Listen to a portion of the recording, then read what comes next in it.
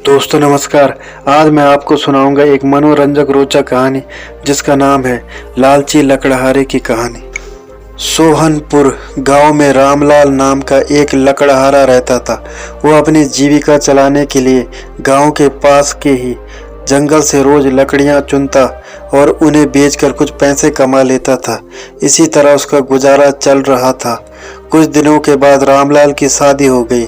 उसकी पत्नी बड़ी खर्चीली थी, इसलिए अब उतनी लकड़ियों को बेचकर घर चलाना मुश्किल हो गया था। ऊपर से रामलाल की पत्नी कभी नए कपड़े खरीदने के लिए तो कभी किसी दूसरी चीज़ों के लिए रामलाल से बार बार पैसे मांगती थी।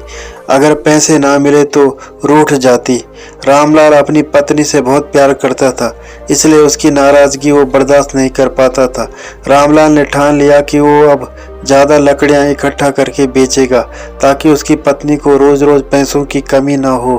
पत्नी की इच्छा पूरी करने के लिए आज रामलाल घने जंगल की तक चला गया और बहुत सारी लकड़ियां चुनकर बाजार में बेच दी। ज़्यादा लकड़ियों के ज़्यादा पैसे मिले तो खुश होकर रामलाल ने सारे पैसे अपनी पत्नी को दे दिए। अब रोज़ रामलाल ऐसा ही करने लगा। देखते ही देखते उसके मन में लालच इतना बढ़ गया कि उसने धीरे धीरे पेड़ काटना भी शुरू कर दिया। पेड़ काटने से और ज़्यादा लकड़ियां हो जाती थी और उसे अधिक दाम मिलने लगे। लकड़हारा हर हफ्ते एक पेड़ काटता और लकड़ियां बेचकर मिलने वाले पैसों से अपनी पत्नी के शौक पूरे करता। अब पैसे ज़्यादा आ रहे थे तो घर भी अच्छे से चल रहा था। धीरे धीरे रामलाल ने पैसों को जुए में लगाना शुरू कर दिया। जुआ खेलने की लत ऐसी लगी कि रामलाल एक मोटी रकम इसमें हार गया। अब इस रकम को चुकाने के लिए रामलाल ने एक दो मोटे मोटे पेड़ काटने का फैसला किया। जैसे ही रामलाल ने जंगल में जाकर अपनी कुल्हाड़ी को एक बड़े से पेड़ पर चलाने की कोशिश की तो उस पर पेड़ की टहनी ने हमला कर दिया। रामलाल चौंक गया, फिर उसे पेड़ की एक टहनी ने लपेट लिया। रामलाल कुछ समझ नहीं पाया कि यह सब क्या हो रहा है। तभी पेड़ से आवाज आई, मूर्ख, तो अपनी लालच के चक्कर में मुझे काट रहा है। तू सारे पैसे जुए में लुटा देता है और फिर पैसे लौटाने के लिए पेड़ काटने आ जाता है।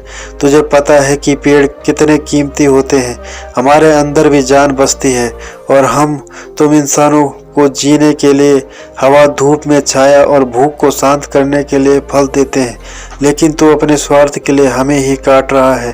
पेड़ ने कहा, आज तू रुक, यही कुल्हाड़ी मैं अब तेरे ऊपर चलाऊंगी। पेड़ की टहनी कुल्हाड़ी से रामलाल पर वार करने ही वाली थी कि वह गिड़गिड़ाने लगा। उसने माफ़ी मांगते हुए कहा, मुझसे गलती हुई है, लेकिन मुझे सुधरने का एक मौका दो।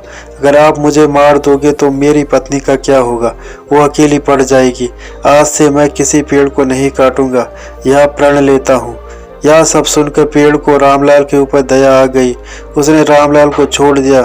छूटते ही रामलाल भागकर अपने घर गया और पैसों के लालच में न आने का संकल्प ले लिया।